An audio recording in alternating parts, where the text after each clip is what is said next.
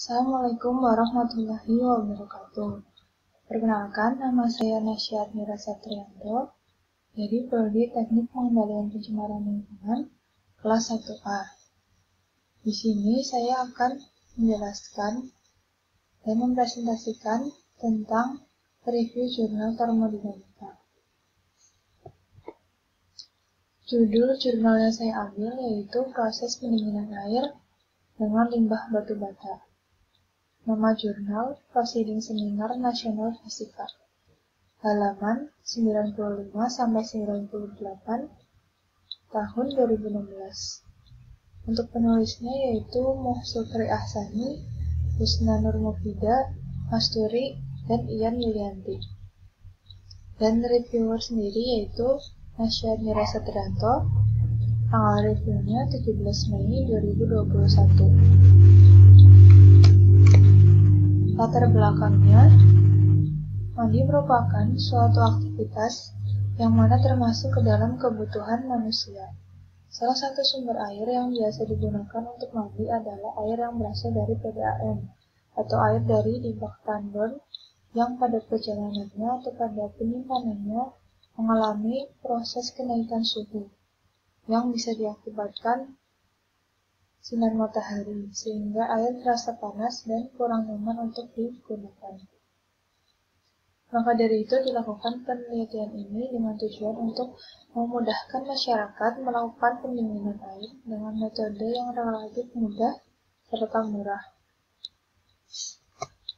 Selanjutnya, tujuan dari penelitian ini yaitu untuk menjaga suhu air agar tetap nyaman digunakan untuk mandi dengan sebuah inovasi yang murah dan mudah, yaitu dengan memanfaatkan suatu limbah agar tidak mencemari lingkungan sekitar.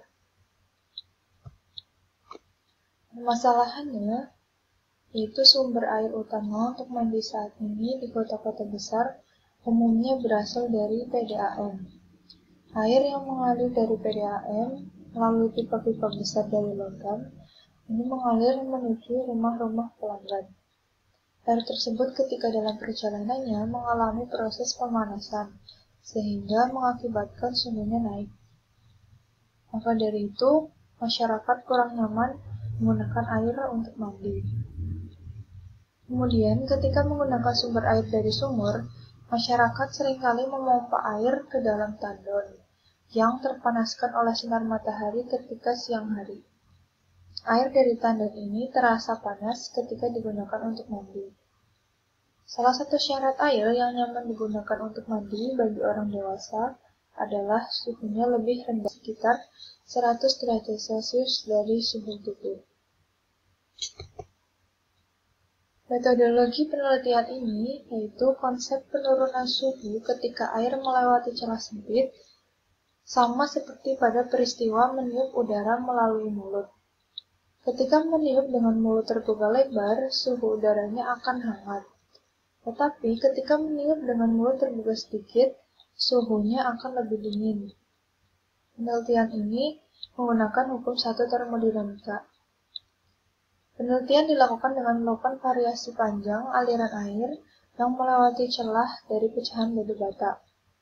Selanjutnya, suhu air sebelum dan sesudah melewati celah pecahan batu bata diukur menggunakan termometer raksa, serta analisis dilakukan dengan membandingkan tabel dan menganalisis grafik hubungan antara panjang aliran dengan penurunan suhu. Hasil dari penelitiannya yaitu air yang mengalir melewati pecahan bata di dalam pipa mengalami peristiwa pertukaran kalor. Pertukaran kalor yang memungkinkan terjadi adalah pertukaran kalor antara air dengan dinding pipa. Penggunaan pipa berwarna putih dapat mengurangi kalor dari luar yang masuk ke dalam pipa. Nah, warna putih ini sendiri adalah penyerap kalor yang buruk, tetapi untuk warna hitam adalah penyerap kalor yang baik.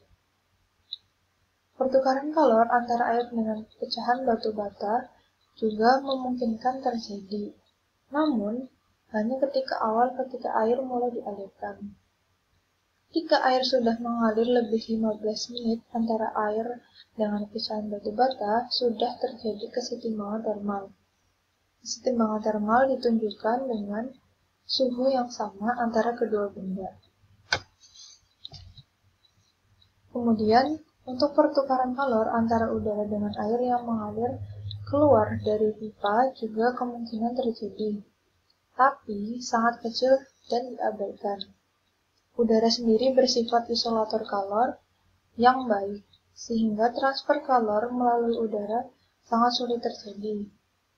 Proses air jatuh ke dalam wadah berlangsung sangat cepat. Antara air dan udara dianggap tidak ada perpindahan kalor. Hasil penelitian sendiri menunjukkan bahwa suhu dalam ruangan kaca dapat diturunkan dengan mengalirkan air pada dinding kaca tersebut. Penurunan suhu terjadi pada proses pemanasan maupun pada proses pendinginan. Nah, untuk penelitian ini bisa dilanjutkan dengan mengganti air dengan material lain yang lebih baik. Untuk kelebihan dan kekurangannya, yaitu untuk kelebihan, alat dan bahan mudah ditemukan, serta biaya yang relatif murah. Untuk kekurangannya sendiri yaitu harus melalui proses yang lumayan panjang dan memakan waktu, serta waktu pelaksanaannya harus saat cuaca dalam kondisi cerah, serta matahari konstan tanpa tertutup awan. Sekian penjelasan dari saya, kurang lebihnya mohon maaf, semoga bermanfaat. Terima kasih. Wassalamualaikum warahmatullahi wabarakatuh.